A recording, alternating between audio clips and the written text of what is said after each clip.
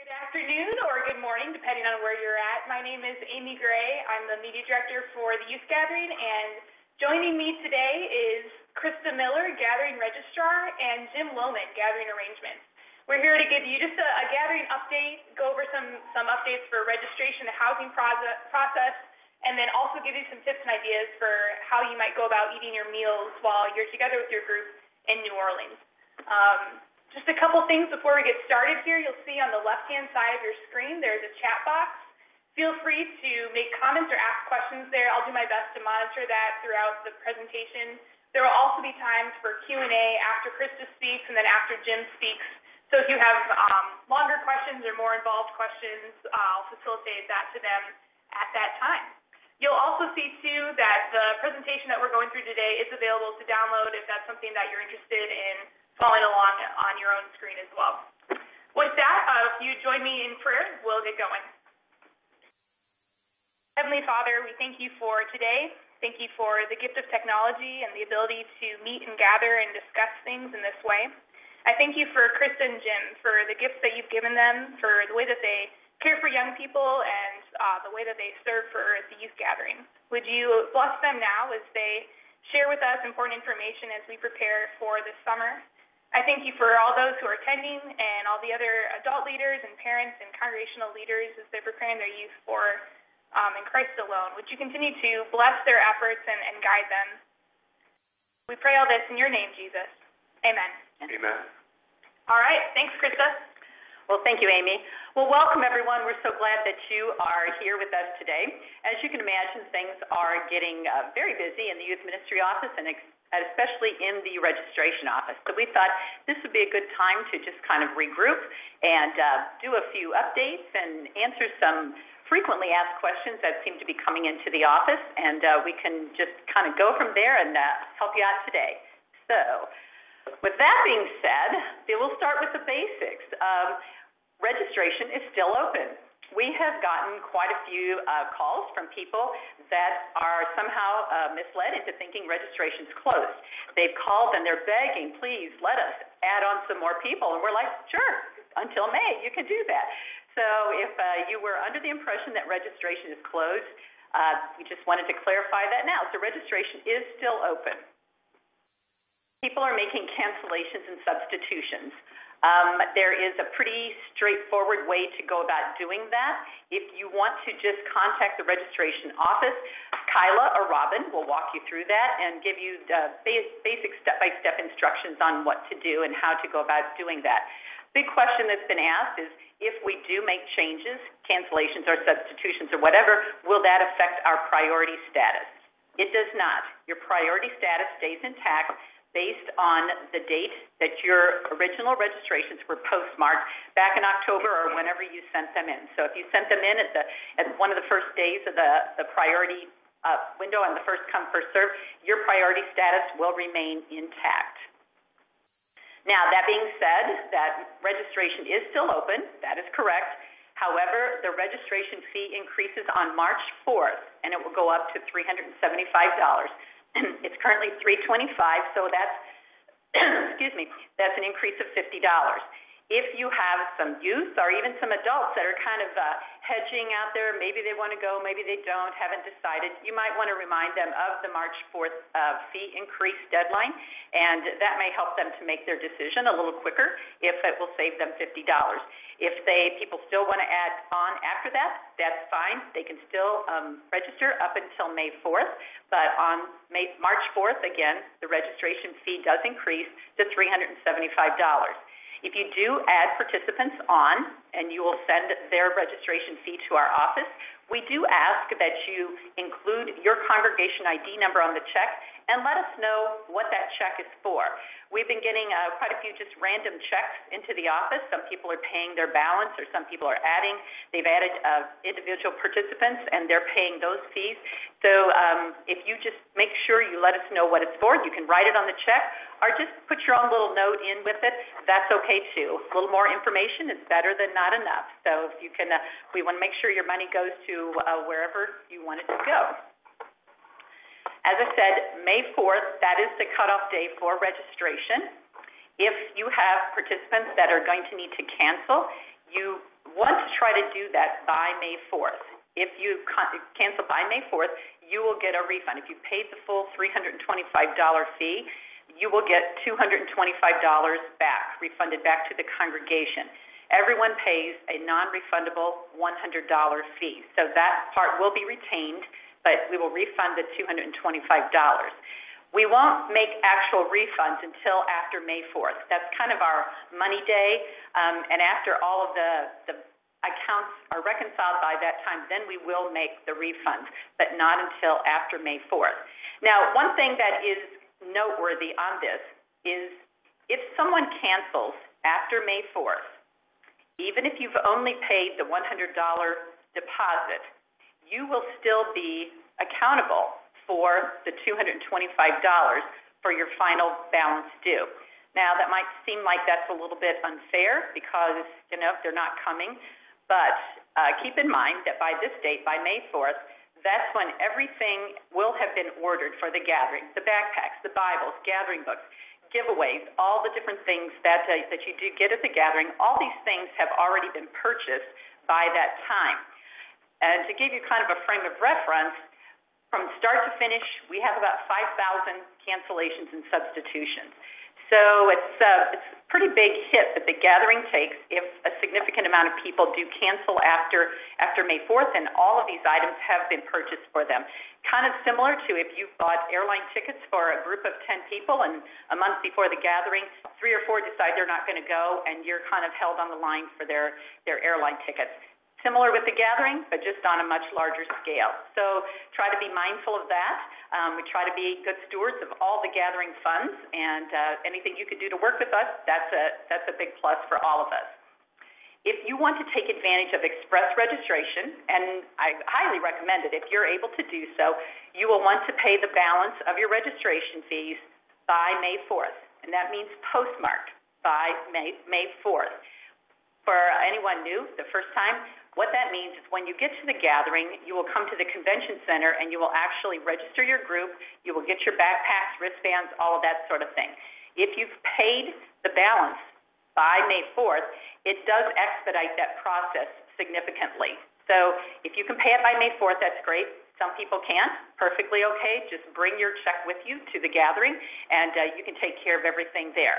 Now, the one thing that I do want to say, if you can't pay by May 4th, if you cannot mail that by May 4th, please just hang on to it and bring it with you to the gathering.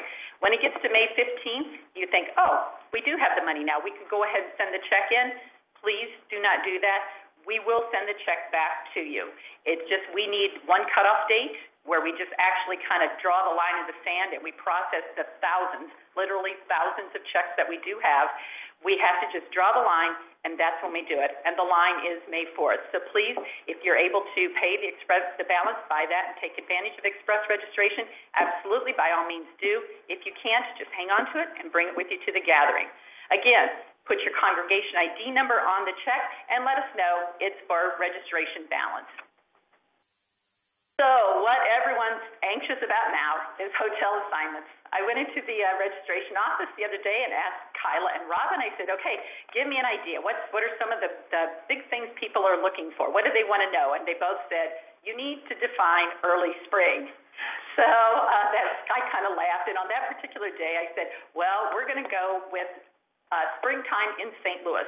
And on that particular day, it was 7 degrees. And I said, that's not spring. So I bought myself a little time on that. But honestly, we have very set deadlines for everything else, but there really are a significant amount of variables that go into doing the hotel assignments. And if I were to try to set a specific date, I'm afraid I wouldn't be able to honor that date. So we go with a season more than a specific date. I will tell you that my plan is to get those sent out in the next couple of weeks, so you can start looking for those. When we do mail them out, and they will come in the mail, when they do get mailed, they will all be mailed at the same time. And I will ask Amy, who is our communications person, to put an announcement on the website that the hotel assignments have been mailed out. So you can start looking for them at that point in time. Just depending on where you are in the country and how efficient your postal service is will depend on when you get them. Now, this will be an actual letter, and it will be mailed to the primary adult leader. Your primary adult leader may want to confirm if there's any question about which address they used when they registered. They may want to verify the address at this time to make sure that they know where to be looking for it. Some use their home address, some use work, some use a church. And if there's something other than your home address, you may want to let the person know who receives the mail at the church, at your work, or whatever, to be on the lookout for it so that it doesn't get tossed aside in the trash or, whatever. So know that it will be coming to the primary adult leader. Now, you will, in this mailing, there will be a form that needs to be filled out and returned to the gathering office. The form will tell you which hotel you've been assigned to and what the rate is. Now, the tax is not included on that rate. We are not tax exempt in the state of Louisiana, and the taxes are a little bit different from one hotel to the next, which is why we're not able to give you a specific amount of what the taxes will be. But if you factor in about 15%, that's going to get you in the ballpark. Some might be a little more, some might be a little less, but 15% will kind of put you in the ballpark. You will then fill out a form. There will be a form based on how many king rooms or how many double rooms have been assigned to your group. Every king room will have 2 lines, and every double room will have 4 lines. And you will then give me a rooming list. You're going to tell me who is in each one of your rooms.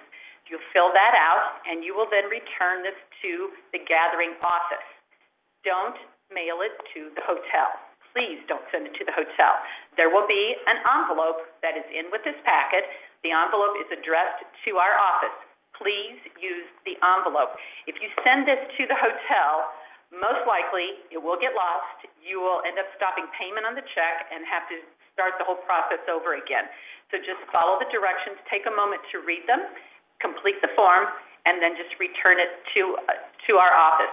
I personally will take all of these forms to New Orleans, to your hotel, and I hand deliver them to the hotel. So that's sort of the whole process that we have. One of the things I would ask is that you do not alter the form as far as how many king rooms or how many double rooms you get. Now, we get a whole variety of calls and stories and how people, when they travel as a family, what they do. If their youth group goes somewhere, what they do, and they will put 6 and 7 and 8 people in the same room, and that's perfectly okay, and they're comfortable doing that, and that's all well and good, and that's fine when you do that. The gathering is considered a citywide event, and what that means is that we pretty much use all of the hotels that they have in the downtown area.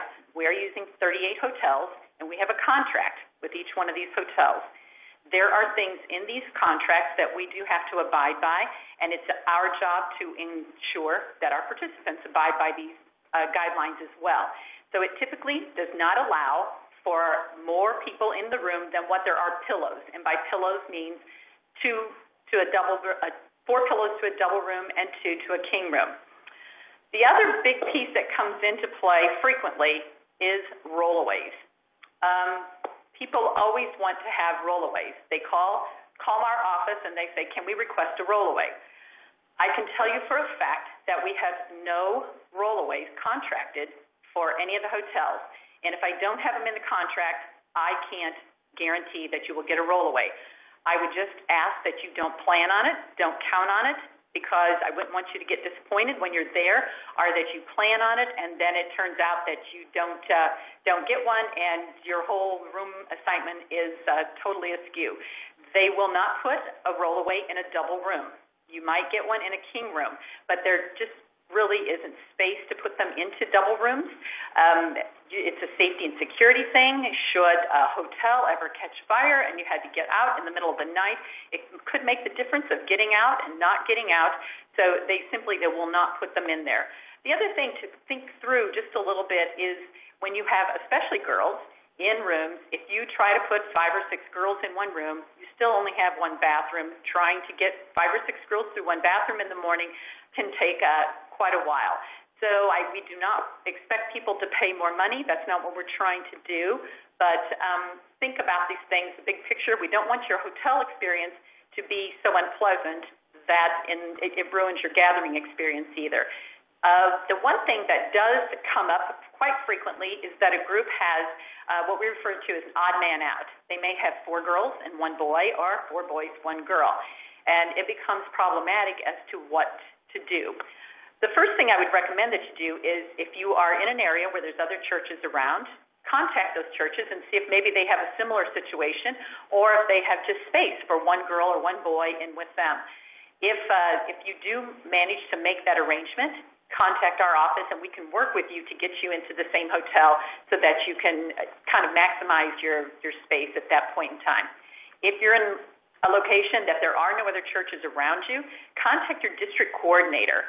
They are a wealth of information. They can possibly help you with this. If they know that there's another church that is in a similar situation, they can help you through that. And worst case, give us a call and let us know, and we will see if there's anything at all that we can do to help you out with that. Now, when you do get these forms, they are time sensitive. There is a deadline of when they will have to be back to our office. So please address that as soon as possible and get that information sent back to our office. It's noteworthy that you can use a credit card for the hotel deposits as well. The hotels are set up to accept checks. Typically they don't, but they will do this for us, but you can use a credit card for that. We've had the question about paying for your hotel with hotel points, rewards points, Marriott points, Starwood, that sort of thing.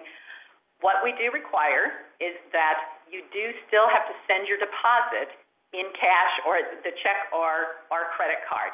When you get to the hotel, if you want to make the arrangement to pay the balance with points, if you have them, someone in your church has them, then by all means go ahead and do that. But you do have to send the deposit to us in some sort of money.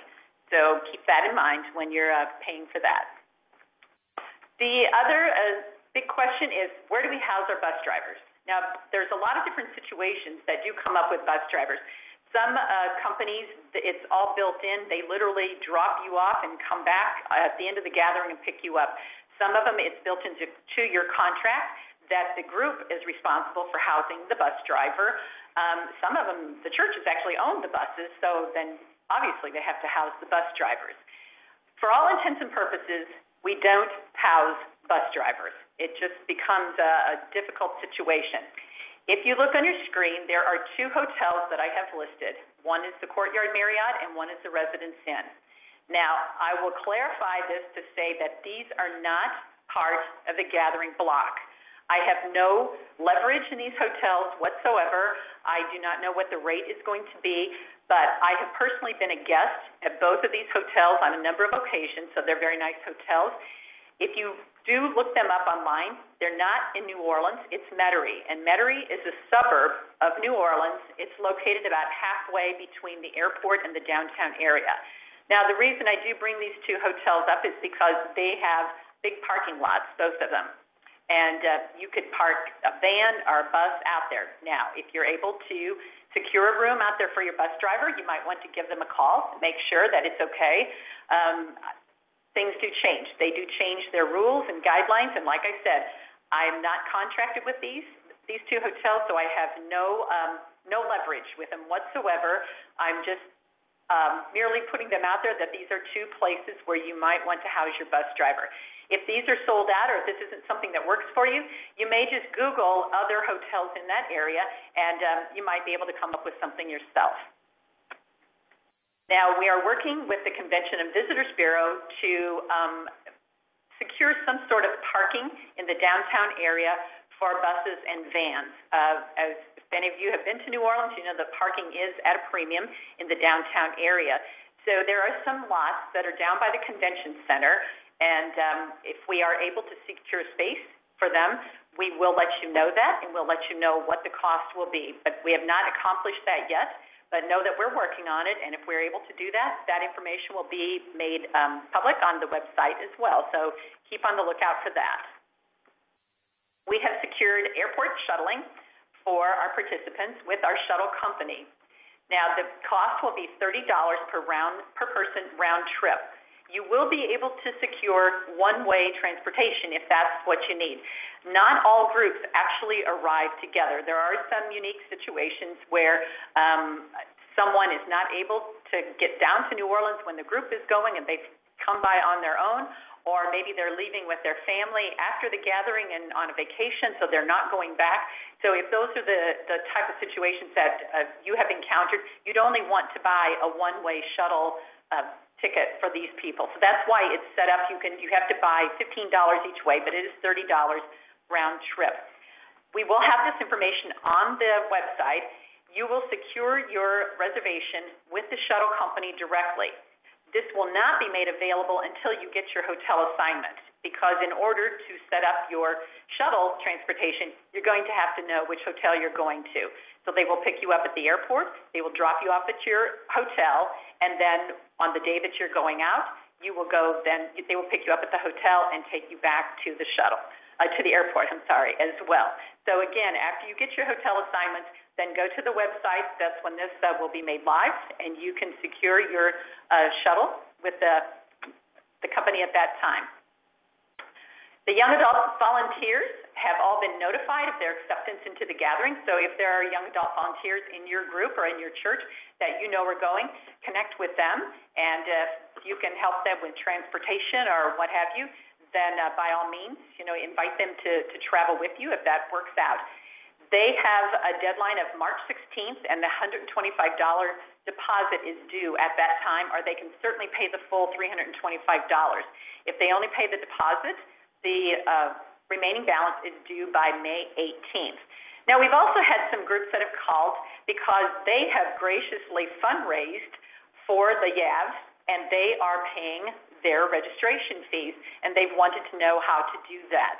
So that's commendable for starters, that it's very much we can do that. So again, make sure that you put the notes in with this, exactly what's for balance due and how much is for YAVs and what their names are. As much information as you can give us, and we can certainly make that happen. We also have some special opportunities for the young people, the Wind Symphony, the choir, and the dance troupe. If you have young people in your group that have these gifts and talents, you may want to make sure they know about this. It's an incredible, probably once-in-a-lifetime opportunity that they can participate in leading worship for 25,000 people. I mean, how incredible is that? The website is listed there, lcmsgathering.com/volunteer. So that's where they would sign up. If you go to click on each one of those different things, it will tell you what their requirements are for the gathering, when rehearsals are, and what they all need to do. So more information for each one of those individual things is available if you just go to the website. We will have a 5K again. The information will be forthcoming. We don't have all the details for that yet, but as soon as we do, that information will be made available as well. You will want to register online in advance for the 5K, so keep a lookout for that if you're a runner and you want to participate in that, and you can get signed up for that. District events are alive and well. I think most of the districts are pretty well finished with their plans. They know what their district event is going to be. Go to the website and you can see exactly what your district is planning on doing. Contact your district coordinator and see if you can get signed up for that, or if it's a district shirt, or what is all involved with that. So you don't want to miss out on that and be a part of your district at the gathering as well. And that about wraps up my update on registration. Amy, I'll give it back to you. Yeah, thanks, Krista. So at this time, if there are any additional questions for Krista about the registration process or payment or housing information that you just heard, I know there's been a lot of conversation going on in the chat box. If there's anything that's still not resolved there that you'd like Krista to touch on again, feel free to ask it at this time before we move on to talking about food options and eating in New Orleans. So I'll give you a couple seconds here to get those thoughts together. Otherwise, I think most of the things are resolved just from the chat box.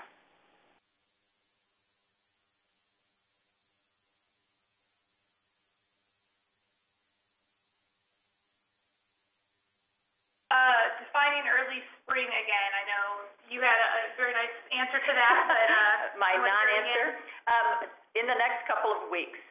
Early March. We'll go with early March. That's my goal, to get them sent out in the mail in early March. Okay, question here. The youth will be coming a day later than the group. Should I have them buy their own ticket to hotel? All participants will be housed through your registration process. People do not get their own hotel assignments, their own hotel reservations. If this is some special situation, don't hesitate to just contact me. Send me an email or give us a call, and we will help you through that. But don't contact hotels directly to get your own hotel accommodations. We will help with it. People do have some unique situations, and we can work with you to accommodate you in whatever you need. Can you share about the airport shuttle? Is that just the 16th to the 20th? Does it accommodate for any other days around the gathering? Actually, it will probably be at least one day before and one day after the gathering. So if you just note the dates on there, and that will be listed as well, but at least one day before and one day after, that you can still take advantage of that. Talk about family members who may also be coming with you. How does that work, incorporating them into hotels? We have accommodations made for the number of participants that we have registered, and then the planners, obviously speakers for the gathering. We do not have accommodations for family members.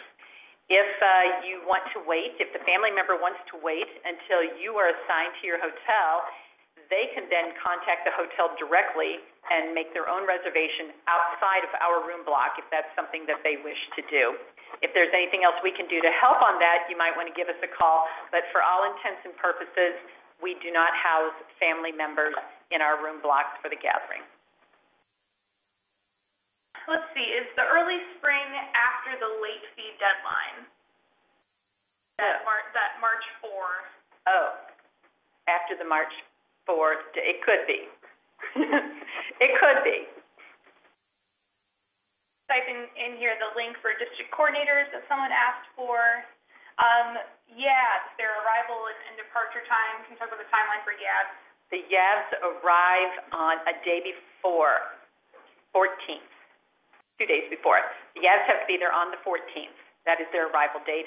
By the evening, by late in the day, they start with probably a reception of sorts that evening. Maybe by 6 o'clock would be a good timeline. When is the form with the names of those staying in each hotel room needed to be back to the gathering office? Off the top of my head, I'm going to say like mid-April, like April 15-ish, something to that effect. The intent basically with that is it is time sensitive because, as I said, I am taking all of these to New Orleans. Again, we have to get everything processed here. We hope everyone's anxious enough about it, and I think they are, that you're ready for it. And when it does arrive, you've got your participants. You can insert the information as far as who's going to be in which room, get your check cut or your credit card information, and just turn it right back around and get it back to our office at your very earliest convenience in the enclosed envelope. Just a quick question here about staying earlier or later in the contracted hotel. You can stay, actually, the gathering rates are good 3 days before and 3 days after the gathering. So if you want to come early and do a little sightseeing or stay a day or two later, just indicate that on the form. What I failed to mention also, when you registered earlier on, you were asked to indicate your arrival and departure dates. On the form that is sent to you, the housing form, those dates will be printed. There will be space by each the arrival and departure date to make a change. That was a long time ago, so your plans may have changed and you want to stay a day early, come a day earlier, stay a day later, or maybe you were thinking you were going to and now you're not. Just write those dates in, and we will make a note of that in your account at that time. For Yabs coming, will the shuttle be able to pick them up on that earlier date, or will they need to get their own transportation from the airport? If the Yabs if they have their information available and they are with the group, then we can probably make that arrangement. And shuttling is just, how is it by a scheduled group, first come, first serve? It will be, when you do register for the shuttle, you will be asked to how many people, you will be asked which hotel you're assigned to, and you will be asked to give your flight information. And if you have a large group, there will be a motor coach there for your group. If you're a small group, then there's probably more groups coming in at the same time, and you may have to wait, 15 minutes, 20 minutes as they're picking up more people. If there's a lot of people coming in at the same time, there will be multiple buses there, and they will have a manifest as to who you are and who they're supposed to be picking up, and they will direct you to your bus at that time. I see. A follow-up question from Elizabeth about her youth coming late. How will that student be able to get from the airport to the hotel? Is the shuttle still running? Will they need to make their own arrangement since they're coming a day late? You can still buy their ticket. It can be just a one-person ticket, and just let them know what her flight number is, her information, and which hotel she's going to, and they should be able to set that up as well. I think we've gotten through just about every question. If I haven't answered yours, please just write it in again. The final one that I see here is, can you just speak a little bit to hotel security as far as entry and exit and the different things hotels have set up for how they keep the rooms and the place secure? It won't be any different than if you travel on your own to a city. Obviously, you want to instruct your students to keep their keys private, to not lose them, to not share them, not write information on the keys, that sort of thing. Do not go anywhere in hotels that you should not be going into, and respect the other guests that are in the hotels as well. There will be meetings with the CLBs in the hotels for adult leaders when you do arrive, and then on a daily basis they should have access to them, and they will be able to share even more information to your specific hotel. If there's something that is specific to your hotel, doors you don't go in and out of, you come in and out of specific doors, that sort of thing, stairways you stay out of, all sorts of things like that. That information will be shared through the CLBs to the adult leaders when you actually arrive at the gathering. Right. Okay. And finally, groups that have multiple rooms, will they be housed on the same floor, generally speaking? I am going to New Orleans next week for my second pre-conference meeting with all of the hotels. And one of the things that we do stress with the hotels is to do their best to keep groups together. We tell them that obviously the adult leaders cannot supervise their students if the students aren't near them. The hotels do their very best. However, there are limitations as to what they can do. If you have, for example, all double rooms, there may be the configuration of the hotel is that they're king rooms dispersed in and amongst those double rooms. There are other guests in the hotel prior to us getting there. So it's not like they start out with a clean slate and just start filling up the hotel. There may be guests that are there already and they leave, after we've arrived, and so they just don't have all these empty rooms in a row. But I have requested with them every time, 3 times I will meet with them, and every time I do stress that they do their very best to keep all of the rooms together, to keep the groups together. If you have a very large group, you may be on multiple floors, but I have asked them also then if that's the case, make sure that there are adult leaders and students on the floors with them, that you don't put all the adults on one floor, students on another floor, that sort of thing. So the hotels are made aware of it, and they do the very best that they can with whatever they're working with. Okay, thank you so much, Krista, for all the information and the great questions. If you have more later, certainly you can always contact the Gathering office through email or phone. Also, the Facebook group for adult leaders is a great place to hear more information or ideas from how other people are handling situations. At this time, though, we'll go ahead and switch gears a little bit and talk about eating with your group in New Orleans. Jim Lohman is here with us to give some tips and ideas on how to go about doing that. Thanks, Amy, and thanks, Krista, for the information you shared with folks participating. In looking at the list, I see that some of you, where you are right now, it's just right after breakfast time, and some of you it's lunchtime, and others it's moving into late afternoon snack time. But we're going to talk about eating with your group in New Orleans. And let me preface by saying in New Orleans, yes, you eat, but there's also, it's probably more dining with your group in New Orleans because in New Orleans, they love their food and they want to take good care of you and they take pride in that. So hopefully this brief time that we have together will give you a chance to think about how to prepare for eating with your group in New Orleans. I put together a little list that you'll see there on the slide, and just kind of 5 words: preview, plan, print, pick up, and pack. And we're going to talk about some of those things as we review eating or dining in New Orleans. First of all is preview, and want to suggest that you first of all familiarize yourself with the cuisine that they have in New Orleans. Now you can do that by a number of ways. One is to just prepare some food with a New Orleans flavor that your group could sample. When we get to the end, you're going to see a recipe that is for a crock pot red beans and rice. It's pictured here on the slide. That can help you get your youth group's taste buds familiar with some of the unique flavors of what it means to eat or dine in New Orleans. It's also important that you put together a meal plan.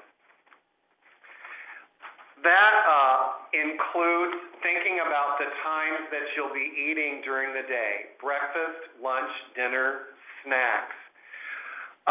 Some groups actually designate a person that's a part of their group, and they're assigned to the task of putting together a meal plan so that groups are aware of what's going to take place each meal time and where you'll be going and what you're going to be doing. You can know that in the convention center and also in the Mercedes-Benz Dome, there will be concessions that will be available, particularly for the lunch and dinner times. In the Mercedes-Benz Dome, this is going to be more stadium food fare. And then in the convention center, there will be a wide range of food options that will be available.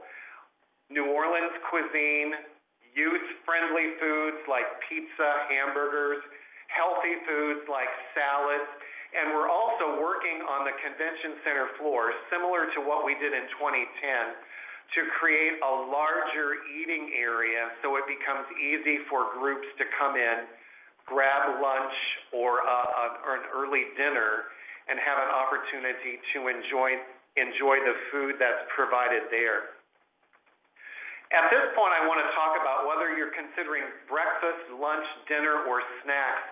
There's one key ingredient that's important for you as you're in New Orleans, and that's water and making sure that your group stays hydrated. So make sure that water is a part of breakfast, lunch, dinner, or snacks as you put together your meal plan. This is a helpful website that I came upon that can assist you in thinking about what you're going to be eating and getting a review of the variety of restaurants and cuisines that are available in New Orleans. It also gives you a chance to follow what I suggested, where you print out or use your phone to review menus before you go to a restaurant. So whether you have 2 or 3 youth or 14 or 15 youth going with you, everyone's familiar with the menu, and when you step into the restaurant, they know what they're going to order and have an idea of what they're going to be eating during that time. Going back to the list of breakfast, lunch, and dinner, for many adults and youth, coffee is a big part of the day. So I also included a couple of slides here to let you know that Starbucks, which is one of my favorite places to get coffee, is very prevalent in New Orleans. This is 3 of the locations, and there's also a location for Starbucks in the lobby of the convention center.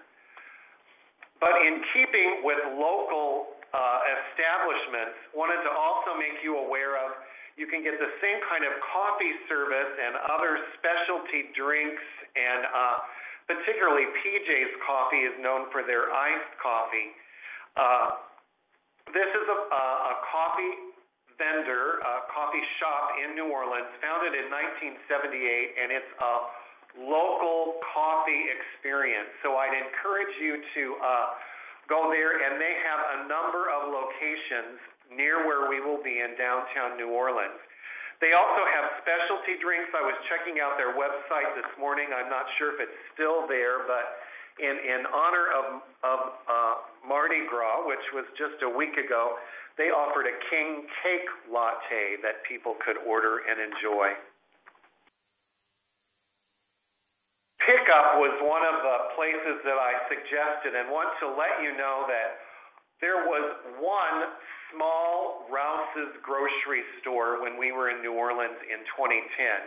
It's the one you'll see that's located there on Royal Street. It is still in business. It still carries a full line of groceries.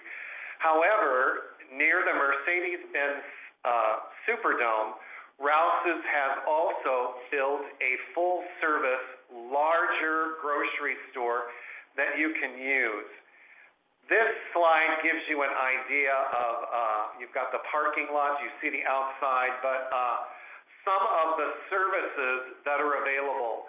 You'll see me in one of the pictures there standing in front of a full wall, a full refrigerated section of grab-and-go food that every youth should be able to find something to use for lunch or dinner. And they have hours at the grocery store, so you could come after the mass event, grab something for the next day.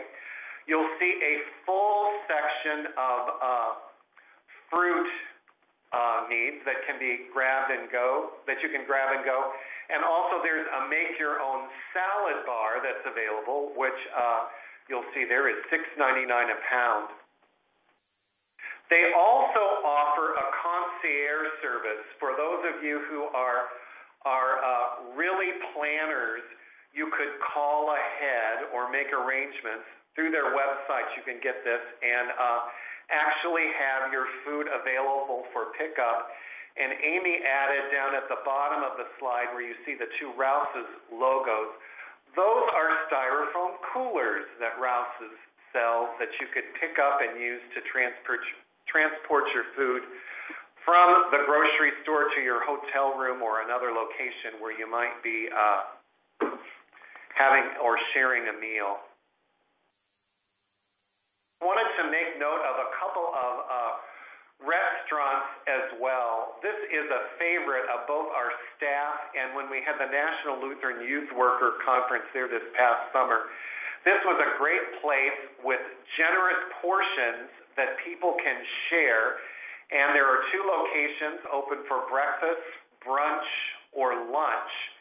And they do a great job of accommodating guests and just have an interesting menu, and as I shared earlier, they're very generous in their portions. So 2, possibly 3 folks could share one of the items. And these, their website will be listed at the end so you can visit their website. Don't want you to overlook Walgreens as a place to consider for food, particularly because I know some groups put together a backpack that is just snacks for youth to enjoy. It might include bottles of water, granola bars, other pieces of fresh fruit, and there are 4 Walgreens that are in the area, and I have actually field tested, and you could put together a meal for about 15 or 20 at a Walgreens using, unless there's a peanut allergy, using peanut butter and jelly, bread, fruit that they have, chips, bottles of water, and juice. And so don't think that Walgreens is just for a medical emergency. You can also use it as a food source. Recently, recently we were approached by a restaurant in the New Orleans area. You might be familiar with this particular restaurant, Bubba Gump. They have an opportunity for groups. Now, I know on the slide we said large groups, but that doesn't mean 20 or more. They can accommodate with reservations and a special menu for students groups. And if you're interested in that information, we encourage you to email youth.ministry@lcms.org, and we can put you in contact with that.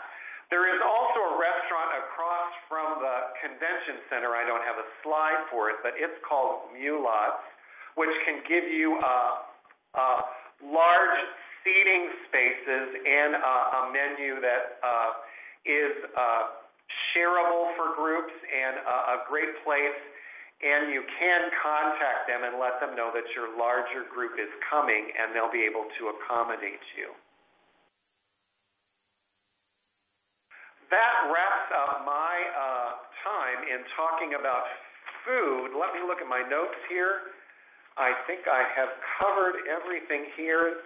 Any questions that you want to send my way, Amy? Yeah, thanks, Jim. A lot of good information. Again, as questions come in, or if you have questions for Jim, we will take that time now to answer those. So the name of the restaurant across from the convention center is Mulots. Mulots, M-U-L-A-T-E-S. They also have live Cajun music going on while you're there for the dinner hour.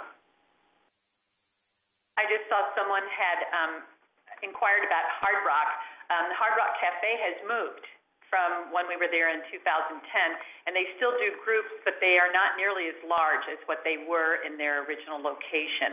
So they would still be someplace that you would want to maybe take your group, but do call and see if they can accommodate whatever size you have. I noticed there was a question about Cafe Du Monde. It is still open in its original location where we were in 2010. They also have a satellite location which is open in the new Riverwalk Outlet Mall. If you've been to New Orleans before, you remember that there was a large food court in that mall which connects the Hilton to the convention center. Am I correct there, Krista? It's the Hilton or the Hyatt? Hilton. Okay. The Hilton. It also has a large food court that can accommodate meal needs as well. One of the things that I will also raise up to the hotels is that they do some sort of grab-and-go breakfast foods that we stress to them that they have lovely buffets and that sort of thing, but that's not something that our participants would typically take advantage of. It's up to them as to whether or not they choose to do that, but we do encourage them to do it so that it's fruit and bagels and maybe a Danish yogurt, that sort of thing, that they make it easy and available and inexpensive in their hotel lobbies, that it's good for your group, so you can see if your hotel is one that is going to actually do that when you do arrive. I noticed asking about coupons.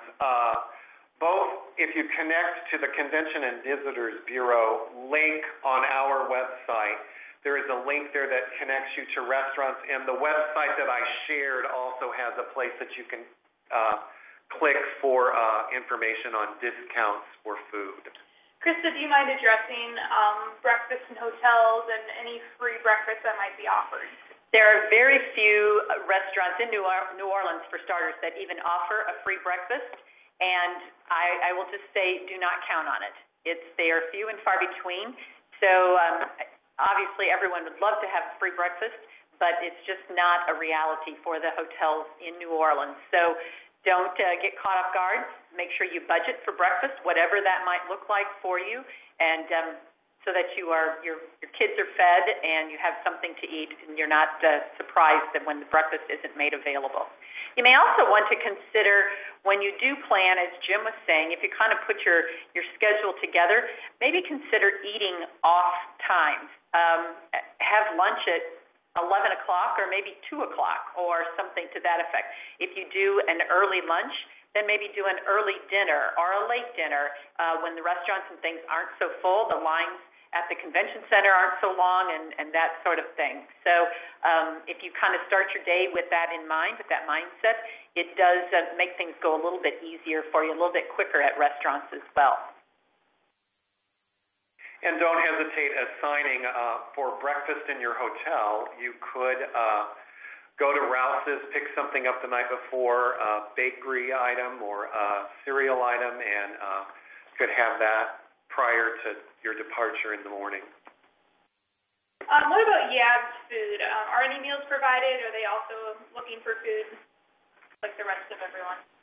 Breakfast will be provided for the YABs, but the rest of their meals, for the most part, will be on their own. There will be some times on specific days when they're in training or when they are sent to specific locations for whatever their roles might be, that a meal may be provided for them. But breakfast will be provided each day and some meals, but that won't be, it's not consistent every day. Someone asked about will they know we're coming. The Convention and Visitors Bureau does a great job, along with some of our local volunteers, of, in many cases, visiting each restaurant and letting them know our group is coming. And that's actually how we made the contact that I shared earlier. They had already received a notice that our group was coming, and they reached out to us to let us know of what they had available.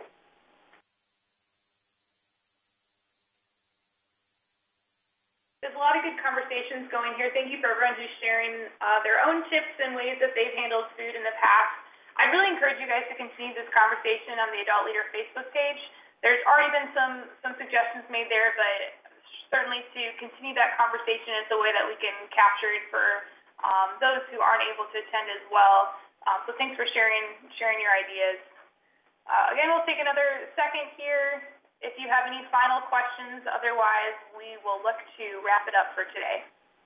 I do see the question about the YAB staying in the same hotel. That is part of their registration fee. They do have their hotel, and they all stay in one location as one cohesive group.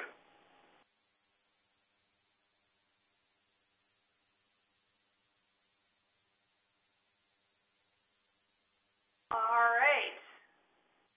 Approximate cost for convention center meals there. Pretty standard convention center pricing. You could be able to probably pick up something $5-10 range. Okay, thank you so much for everyone who was able to join us. Again, if you have other adult leaders or people that you know of who wanted to attend but weren't able to, this will be recorded and posted on the Gathering website under the webinar webpage. So you can go back and review this information or share it with others in the coming days. Also at this time, I want to tell you about our next webinar that's coming up next month, March 15th, and it's called Bringing the Gathering Home. It's our desire that the Gathering is not just a 5-day event, but that it can be a springboard or a launching pad into your ongoing local ministry that's taking place. And so we're going to share some ways in which you can go about doing that and continuing maybe the momentum that is being built amongst your group at the Gathering and what that means for the rest of the year. So, yeah, put that on your calendars. March 15th, you can also register for that now. It's also up on the Gathering website, lcmsgathering.com/webinar. And with that, we will say goodbye. Thanks so much for being with us. I hope you have a great rest of your day.